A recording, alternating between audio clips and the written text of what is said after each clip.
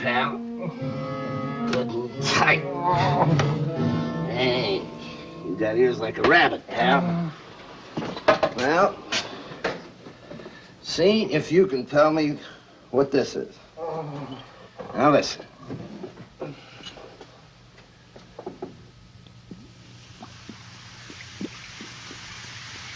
It's acid, pal. Hey, you handle cheap tobacco. Even the blends.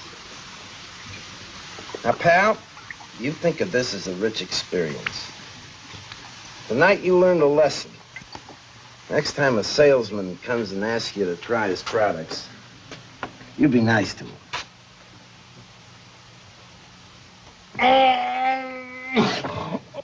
Hey, you got good senses, pal. Use them. And don't tell the police nothing.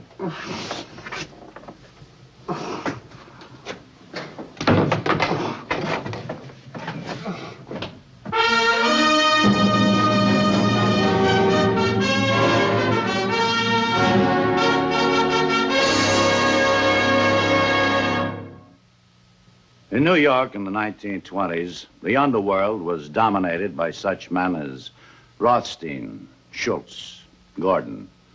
These were some of the big names. But outside of this charmed circle was another group, a younger, hungrier group. These were the beginners, some of them just pasty-faced kids. Each one jockeying for position, each one trying to be recognized. Each one ready, under the proper condition, to grow like a filthy disease. In their own way, they were just as dangerous, just as destructive as some of the men they tried to emulate. So, they had to be stopped from turning into Rothsteins and Schultzes and Gordons. Case in point, Al Brown, born a year before the turn of the century. Started out rolling drunks at Coney Island. Graduated to purse snatching and neighborhood shakedowns. He was a physical coward, pushy, but full of ambition. And he was also a very thorough workman. My name's Barney Ruditsky, Gangster Squad, Police Department, City of New York. Oh, thanks, Doc.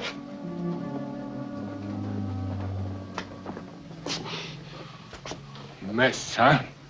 Yeah, well, how you fix for insurance? How could I buy insurance? I've been just about making the Times Square this corner ain't. Said this fella first come in on Friday? Friday, yeah.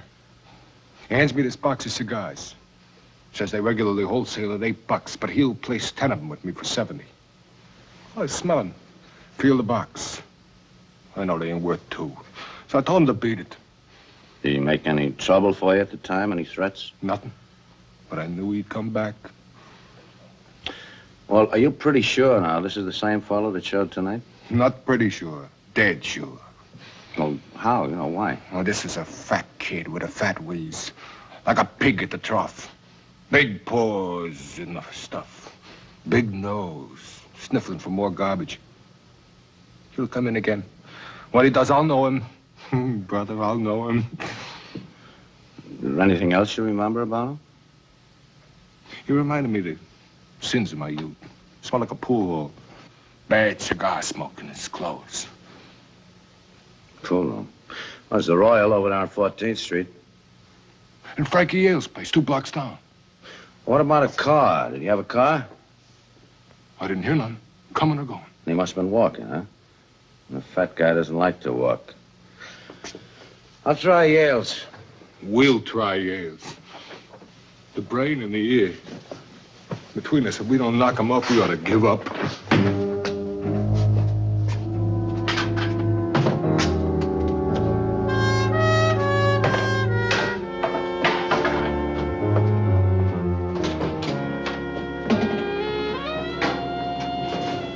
Watch the store.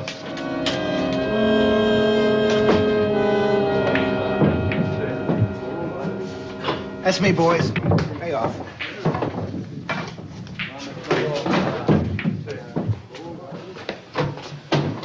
Hi.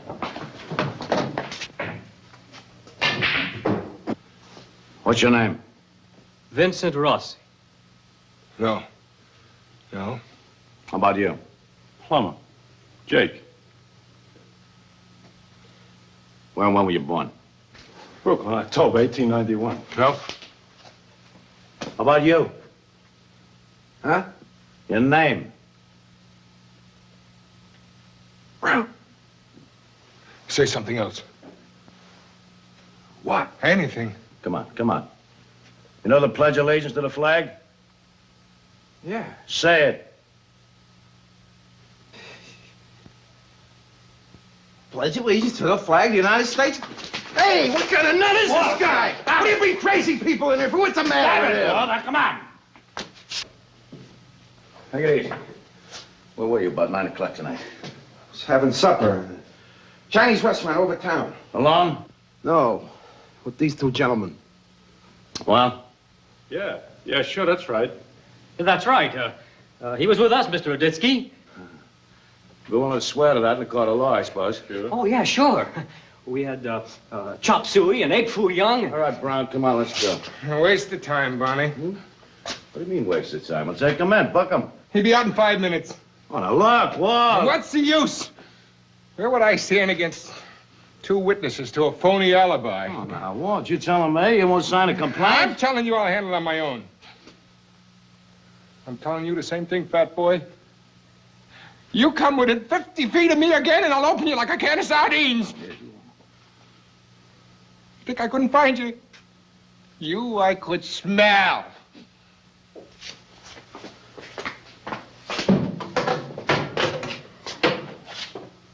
Pitiful figure, ain't he?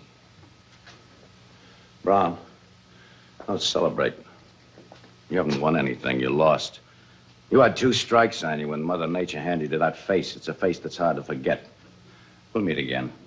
I don't think so, Mr. Ruditsky. Look, I don't make trouble for nobody. Look, I want to show you I got no hard feelings. Why don't you take a collection for that poor fella? I'll start it off, see? If you had a brain on that fat head of yours, you get out of town tomorrow and stay out. But you're not smart enough for that. You're going to stick around and you get into real trouble. And when you do, friend, you'll pay. Make no mistake, you'll pay good.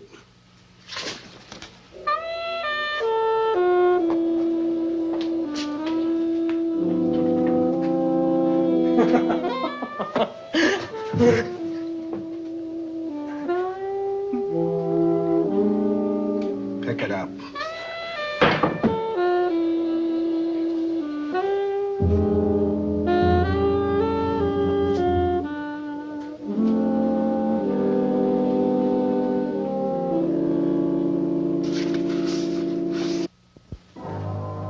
Hey, you.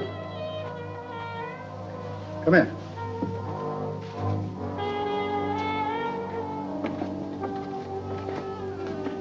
I don't think I've seen you around here before. Oh, I come in once in a while and shoot a few, Mr. Yale. You know me. Oh, everybody in Brooklyn knows Frankie Yale. See, I've been a big admirer of yours since I was a little kid, Mr. Yale. I remember... All right. Don't go to pieces about it, huh? No, sir. That blind man kind of treated you rough, didn't he? Maybe you'd like to get even with him. No, sir, I don't want to get even with him. No? Well, I didn't know he was a friend of Ruditsky's. Makes a difference? Well, it seems to me when you swim in the ocean, Mr. Yale, you'd be crazy to bother with the sharks. It's a big town, plenty of room for everybody. What'd you say your name was? Al Brown. How'd you like a job, Al? Well, $100 a week. Well, you see, I've been doing pretty good on my own lately, Mr. Yale, and I... Don't bargain, Al. Peasants bargain. Yes or no? Yes. Come on up.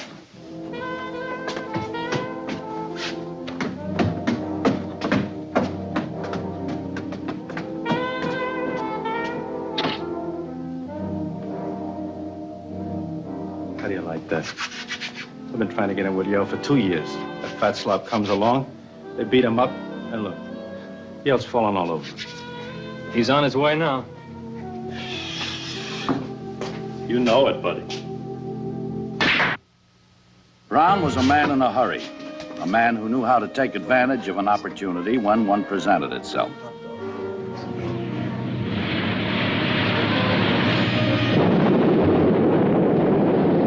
started at the bottom of the Yale organization in April. And by September, he was head of the protection squad.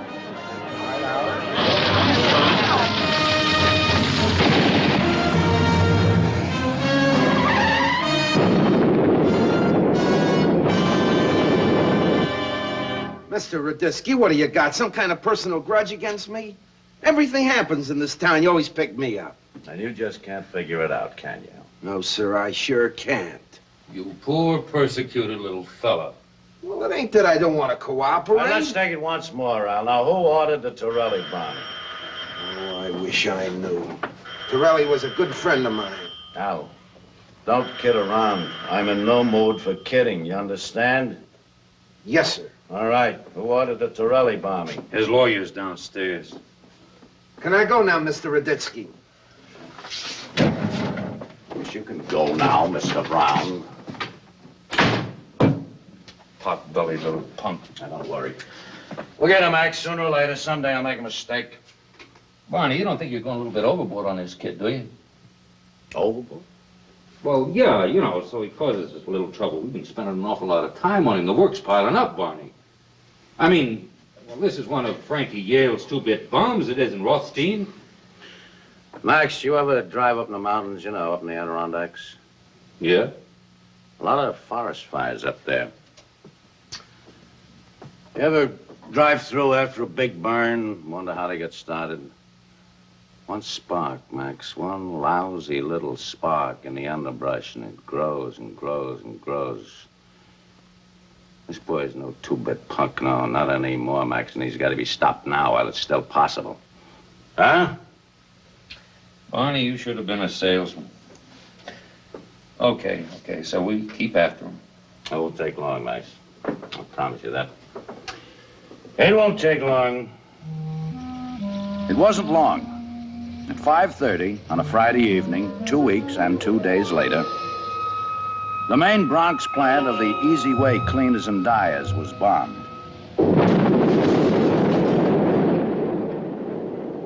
It was a perfect job, except for one small flaw. The man who placed the bomb, 27-year-old Vincent Rossi, waited 10 seconds too long before he tried to get out. Vince, it's Barney Ruditsky. Can you hear me? We know you were working for Al Brown. You want to give us a statement? No. Now, Vince, come on. Now, you botched the job. How do you think you're going to stand with Al now? Vince?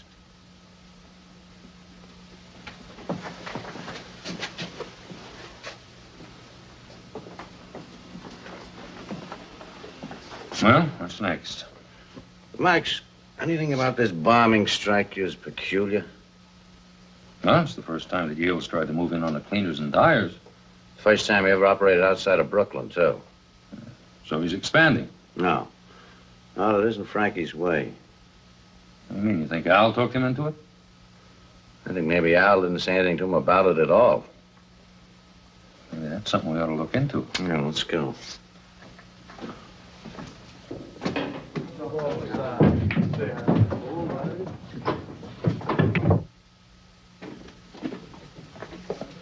On your feet, fat boy. What do you want, Hey, don't you guys ever get cut of the roust to me? What's the charge? Well, we'll leave that open for the moment. Maybe murder. Who knows? Rossi didn't come out, and you're the one that sent him in.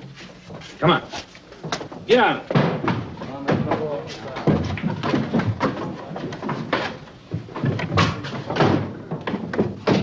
You say murder? Tell me, Frankie, what makes you think you're big enough to start moving into the Bronx? I don't know what you're talking about, Ruditsky. No? The Easy Way Cleaners was blasted tonight. You wouldn't know anything about that either, would you? Not a thing. Vince Rossi work for you? Sometimes. He's Al's boy. You pay him, but he works for Al. How many others like that do you suppose you got on your payroll? You're trying to say that Rossi had something to do with this Easy Way blast? You want to check? Call St. Luke's Hospital. What are you trying to pull, Ruditsky? You don't believe me, huh, Frankie? Well, you're a bigger fool than I thought you were. Get wise, wake up. Al's outgrown you. You sit around here like a bump on a log, he'll take you over just as sure as there's a sun in the sky. Or has he done it already? Sleep tight, Frankie.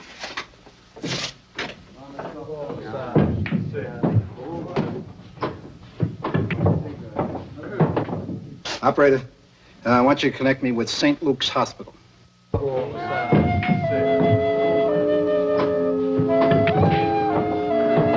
Where'd Rossi get the bomb?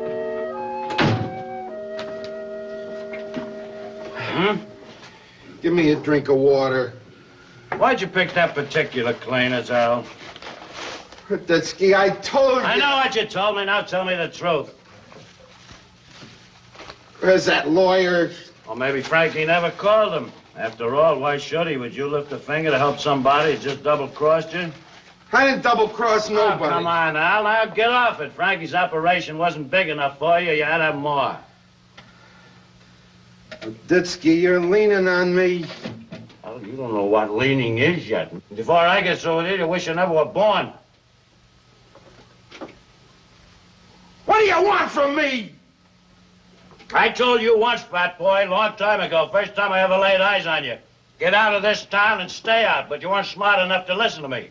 All right, it's too late for that now. That's not enough.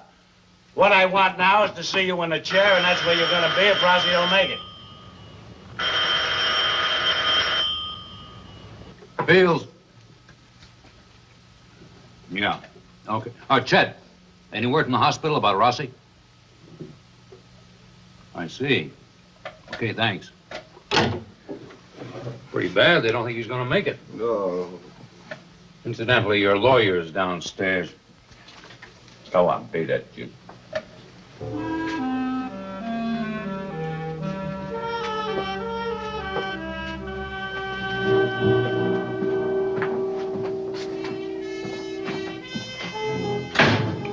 That's the truth about Rossi? Yeah? Couple hours, no more. Barney, think you'd be able to make a murder rap stick if Rossi dies? Not a chance. But Al doesn't know that. Actually, I think maybe we got our boy a little worried.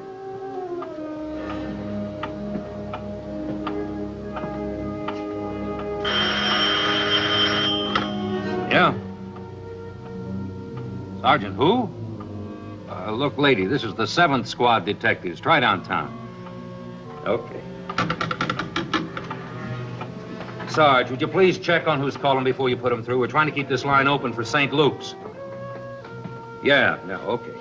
Okay. Some dame looking for Grenfell. Makes no sense bother sticking around all night. Once you go on home, I'll hang around a couple hours and I'll lock up. I'll flip you for it. Cheers.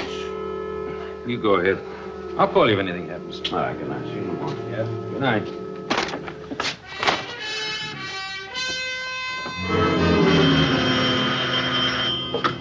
Yeah, Fields. Oh, hello, Doc. Hold it just a minute, will you, Doc? Hey, Barney! Yeah. Yeah, okay, Doc, go ahead. Yeah? Uh-huh. Well, listen, did he say anything? Oh. No, that's no help. Okay. Thank you, Doc. Well, that's it. Vince was unconscious right up to the end. I can think of easier ways of going.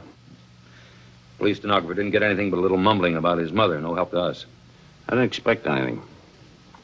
What do you want to do now? Pick up Al again? No, it's just what I don't want to do.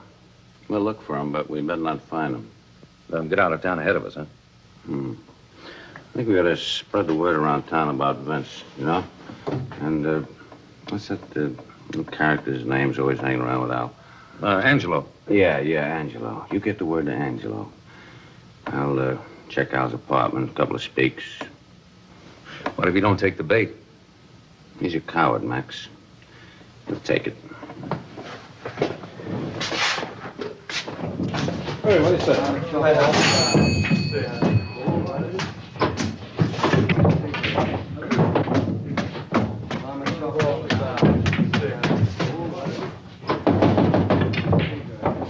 Frankie, it's me, Al.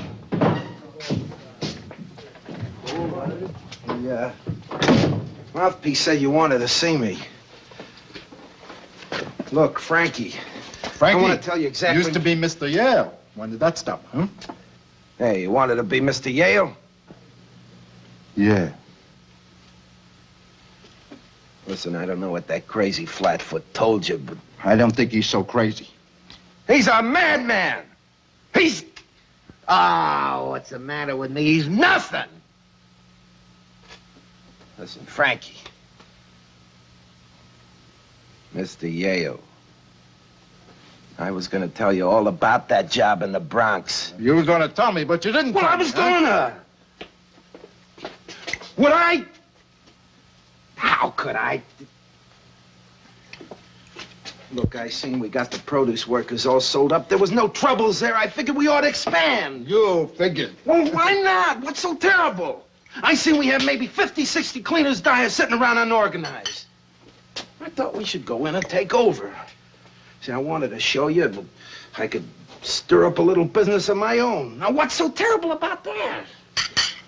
You don't know, Al. No! All right, I'll tell you. I'm doing fine, see? Just fine. I don't need no partners, no associates, no new business. I don't need any young punks giving orders behind my back. Now, I picked you up off of a pool table, off of a lousy little 5-cent extortion racket. I picked you up, and I can let you down again. You're on Ruditsky's list. It don't matter how you got there, you're there. But you're not gonna bring him down on my neck. What's so precious about your neck?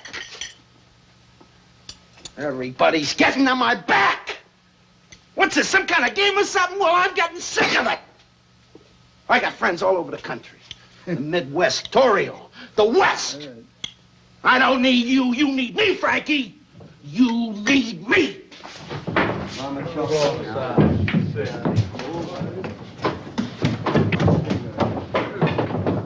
Yeah.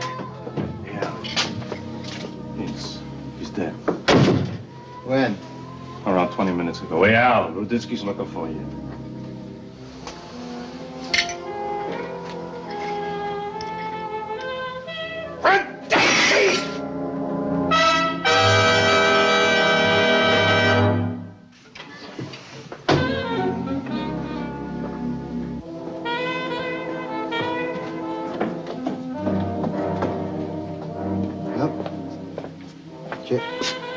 Now, hold on. Where is he, Frankie? I don't know, Ruditsky. And I don't care. If he's in this town, I'll find him. He's not. You might try Chicago. He's got a friend there, Johnny Torio. Yeah? Only, don't look for Brown. He'll probably be using his real name from now on. Capone. Al Capone. Capone. Al Brown, born Alphonse Capone in Italy. Came to New York at the age of 7 months. Moves to Chicago in his mid-20s. Max and I had won, and yet it really wasn't a victory. It was too late to smother the fire now. Too many men had protected it, fed it. It would rage uncontrolled until 1931, when a federal court would send Capone to Alcatraz on charges of income tax evasion. Al Capone, a spark that should have been stamped out in the beginning and wasn't. You got it all in cash, huh? What do you mean only half? Who told you to do that? Don't give me Brown. I don't want to hear anything more about Brown, you hear?